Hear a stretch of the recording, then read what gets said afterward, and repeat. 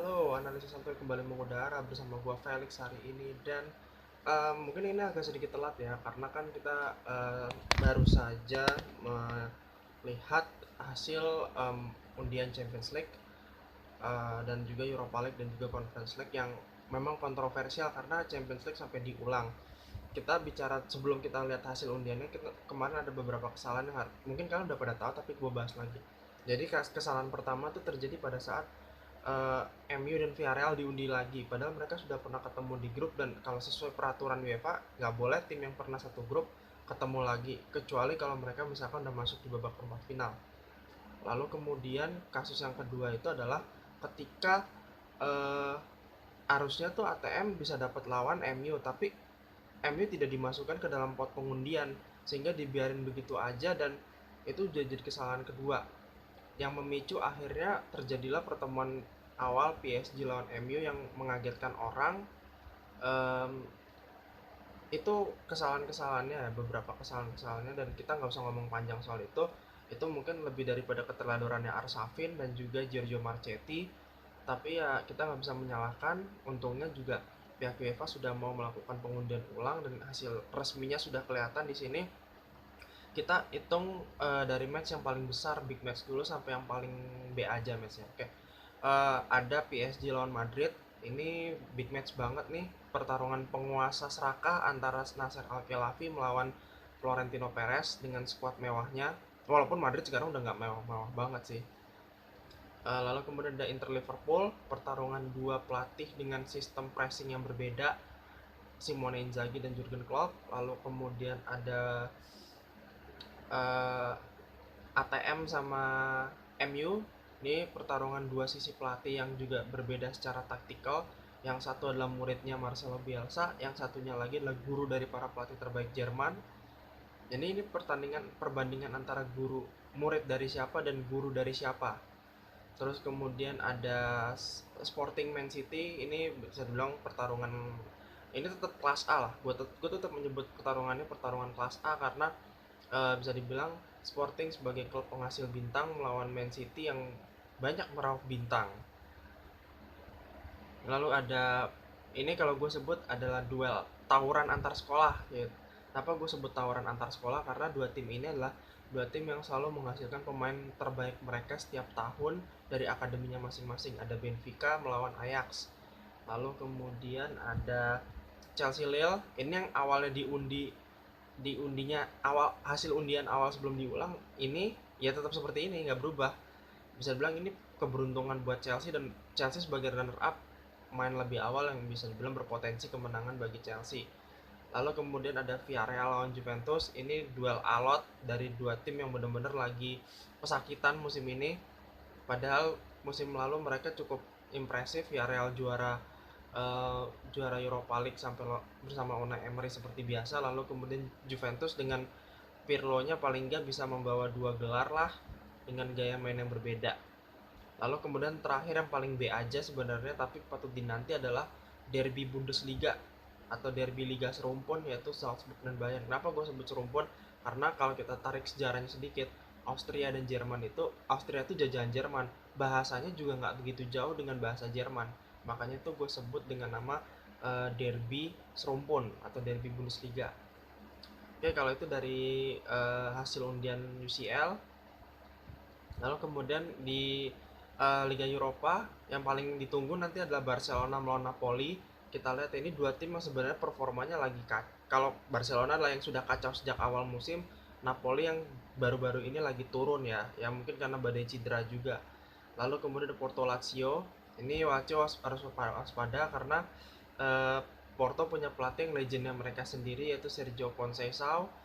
Lalu ada Dortmund Rangers, kemudian Leipzig Sociedad. Nih dua Jerman cukup beruntung melawan lawan yang tidak terlalu berat tapi perlu diwaspadai. Lalu yang cukup mudah nih ada Atalanta Olympiakos. Lalu tuan rumah final Sevilla melawan Dinamo Zagreb. Lalu Zenit yang harusnya tuan rumah final UCL pindah ke Europa League melawan Real Betis. Dan tentunya yang paling B aja ya Sheriff melawan Braga. Tapi ingat, ini pertandingan hanya untuk jalur lewat. Jadi hanya mencari 8 tim yang akan melawan 8 juara grup yang sudah menunggu. yang sudah menunggu. Jadi 8 juara grupnya itu siapa saja? Ada Lyon, Monaco, Spartak Moskow, Eintracht Frankfurt, Galatasaray, Red Star Belgrade, Leverkusen, dan juga West Ham. Mereka lah unggulan-unggulan yang sudah menunggu di babak 16 besar yang sebenarnya. Nah, untuk Europa League, uh, kita lihat dulu ya, pemuncak klasmennya ada siapa saja yang sudah pasti menunggu di 16 besar. Ada Las Linz dari Austria, ada Gent dari Belgia, ada Roma, Italia, AZ Alkmaar Belanda, Feyenoord Belanda, Copenhagen Denmark, Rennes Prancis, lalu kemudian Basel dari Swiss. Nah, untuk 16 besarnya pertandingannya sebenarnya nggak banyak yang bagus sih. Paling kalau kita dari yang klub besarnya ada PSV lawan Maccabi Tel Aviv, ada Marseille lawan Karabakh, Leicester lawan Rangers, Rangers tuh dari Denmark. Uh, Terus juga Celtic lawan Bodo Glimt, Sparta Praha Partizan, Fenerbahce Slavia Prah. Dan bacanya Prah ya, bukan Praha. Midtjylland lawan PAOK, dan terakhir ada Rapid Vienna yang belum ada lawannya. Ini kenapa belum ada lawannya? Nah, gue cerita sedikit. Jadi seharusnya kemarin ya, di Conference League akan ada pertandingan Rennes lawan Spurs, tapi tidak jadi dilaksanakan. Kenapa? Karena para pemain dan staff Spurs terkena badai COVID outbreak Omicron. Akibatnya itu mereka tidak bisa melangsungkan pertandingan. Rennes yang sudah ada jauh-jauh datang tidak mendapat pemberitahuan resmi dari pihak Spurs dan UEFA. Baru dapat pemberitahuan resmi dari UEFA saja setelah pihak Spurs ngomong ke UEFA. Alhasil sampai saat ini belum ada kepastian bakal diadain kapan. Dan kalau kita melihat dari kalendernya nih, untuk bulan ini jadwalnya udah cukup padat. Kenapa? Spurs midweek minggu ini aja udah ada midweek Liga Inggris, minggu depan ada lagi midweek ini lawan Spurs. Nanti hari Minggu, Sabtu atau hari Minggu akan melawan Liverpool. Minggu depan mereka ada jadwal Piala Kebo lawan West Ham. Sama Rennes juga kayaknya ada jadwal Piala Prancis nih minggu ini. Minggu depan mereka baru main lagi Ligue 1 lawan Monaco. Dan menurut sesuai aturan hukum UEFA yang berlaku, semua kompetisi penyisian grup turnamen UEFA harus dilangsungkan sampai 31 Desember paling telat. Jadi kalau menurut hasil yang gue lihat nih, kalau gue bilang mengadakan di 31 Desember itu nggak mungkin, karena Rennes masih dalam masa liburan Liga Prancis. Rasanya nggak adil juga kalau membuat Rennes harus bertanding di tengah masa liburan kompetisi mereka. Walaupun Spursnya lagi Boxing Day yang main setelah Natal sebelum tahun baru.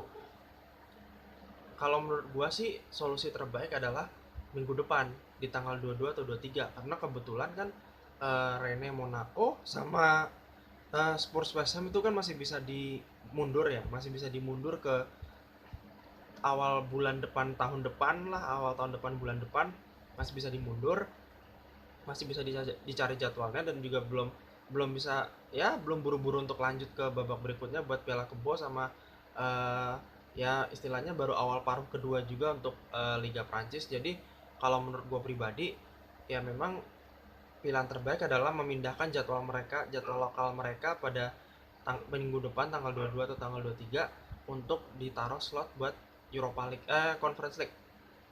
Itu solusi terbaik sih, tapi kita belum tahu keputusan komisi etik UEFA bidang kontrol pengawasannya akan seperti apa.